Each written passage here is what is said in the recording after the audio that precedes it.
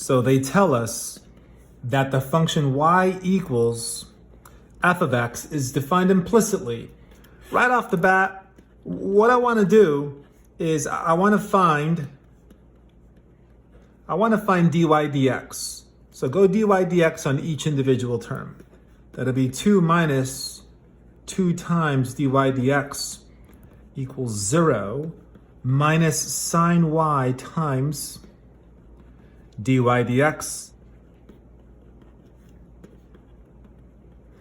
2 dy dx minus sine y dy dx. Now what I can do is I can factor out dy dx. I'm left with 2 minus sine of y.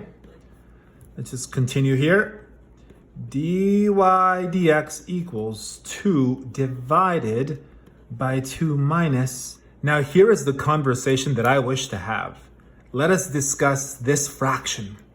What is the largest and what is the smallest value that this fraction can take? Let's discuss first the largest value. If you have a fraction and you want to make it big, you have to make the denominator small. To make this denominator small, you have to make this individual term really, really big. What is the biggest value? What is the biggest value that this individual term can take? The biggest value that this term can take is 1, because this is sine, and sine is bounded by 1. So this term has a maximum value of 1. Now, 2 minus the 1 is 1. And what's this 2 divided by the bottom 1? 2. So I propose to you that the largest value that this whole fraction can take is 2. Now let's discuss what is the smallest value that this whole fraction can take. Well, if you have a fraction and you want to make it small, you have to make the whole denominator really big. How can I make this denominator big? I can make this denominator big by making this individual term really, really small. Hopefully negative. You'll see what I mean. This term can become -1. That's a small number. And that helps us because this double negative becomes positive. So really, this denominator is 3. This denominator has a big value of 3. That is the biggest number that this whole denominator can take, 3, which makes the whole fraction 2/3. So this is what I propose. I propose that this fraction has a maximum value of 2 and a minimum value of 2/3. And I'm taking time explaining this in detail because this is the hardest part of this whole exercise. It truly is. Now, we have just concluded that dy dx is bounded. The largest value it takes is 2, and the smallest value it takes is 2/3.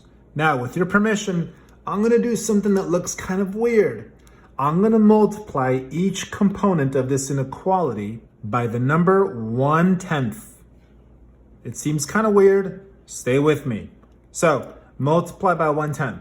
This becomes 1/15 less than or equal to 1/10 dy dx less than or equal to 1/5. Let me go like this.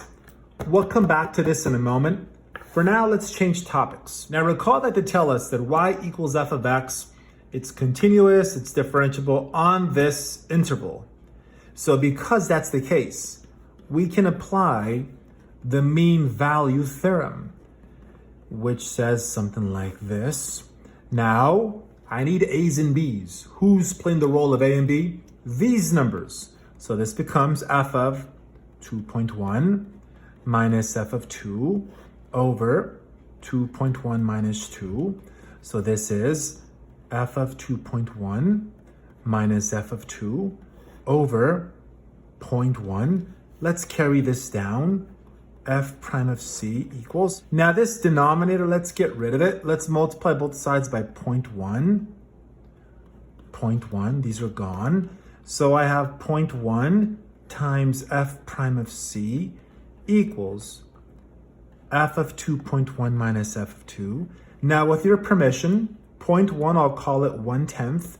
Also with your permission, instead of f prime of c, I'll call it dy dx. Now maybe you can see how this movie ends, but I want us to now make connections between these two. Let me write this again. So I have 1/15 inequality, give it some space, 1/5. Now, what is supposed to go in the middle? What's supposed to go in the middle is 1/10 dy dx. But hey, check it here. 1/10 dy dx happens to equal this. So this can fill in the blanks. And if you compare this to what the goal was, you'll notice that we are done.